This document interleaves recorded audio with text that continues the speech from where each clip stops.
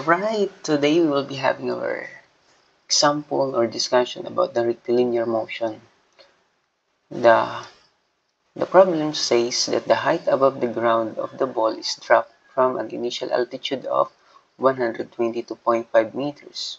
Is given by the equation h with respect to the time is equal to 122.5 minus 4.9 t squared, where h is measured in, or my unit siya na meters, and then the time is in seconds. Number 1, what is the instantaneous velocity at time is equal to 1/2? And second, at what time does the ball hit the ground? And third is, what is the impact velocity? Okay?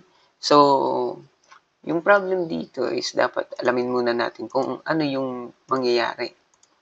The height above the ground of the ball is dropped. So, ibig sabihin parang may ganito siya. Or parang may cliff or something ganun. Or it's either parang ganun yan. Naglalaro siguro. Kasi bola. So, may naglalaro dito sa side na ito. Sa area na yan. Tapos parang may cliff dito. Tapos nahulog yung bola. Kasi medyo mataas yan eh. Ay, yung altitude is 122.5. So, ganito daw yung mangyayari. May bola. Ito yung bola. Tapos mahuhulog siya. Okay. Tapos, syempre, mag-i-stop siya doon sa ground. So, yun din yung tinatanong sa number 2. Kung ilang oras ba bago matungtong niya or bumaba siya dito sa ground or patamaan niya itong ground na yan. And number 1 is the time 1/2. Tapos hinahanap yung velocity during those times na 1/2 hours. 1/2 seconds pala. Kasi in seconds pala yung time natin. And what is the impact velocity? So, ganyan yung mangyayari. We have here our initial height is given tayo na 122.5. Ibig sabihin yung height from this ground to the lower ground. Okay. And then our equation is ht for the height is equal to 122.5 minus 4.9 t squared. Ginuha natin dito kasi given naman. And then if we will derive this one, we will get the velocity or the instantaneous velocity. So, derive natin ito, magiging constant. So, derive natin itong 4.9 t squared magiging negative 9.8 times time. Okay, so ito yung magiging equation natin sa height at ito naman yung magiging equation natin sa velocity. Okay, velocity at time 1/2 seconds.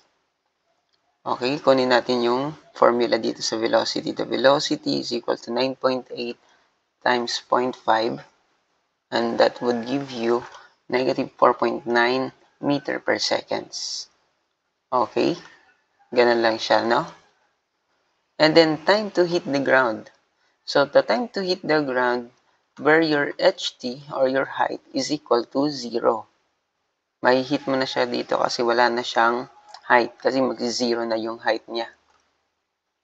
Okay, so the ht is equal to, ito na yung gagamitin natin na formula. So si ht is equal to 122.5 minus 4.9 t squared. Tapos equate natin tong ht into 0. Okay, so we will be having our equation of 122.5 minus 4.9 t squared. Tapos lipat natin sa kabila yung isa, magiging negative yung 122. Pag inilipat natin dito, magiging negative. So, may negative dito. Ibig sabihin, magiging positive sila ang dalawa. Or pwede naman ito din, ilipat na lang natin ito doon. Dito sa kabila, magiging positive 4.9. Okay?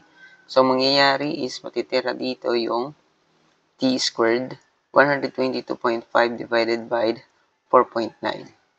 So, meron tayong result na 25.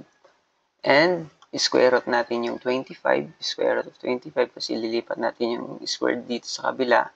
So, magiging the square root of 25, we will have the time of 5 seconds.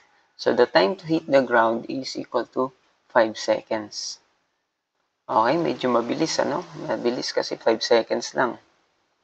Yung drop niya, 5 seconds.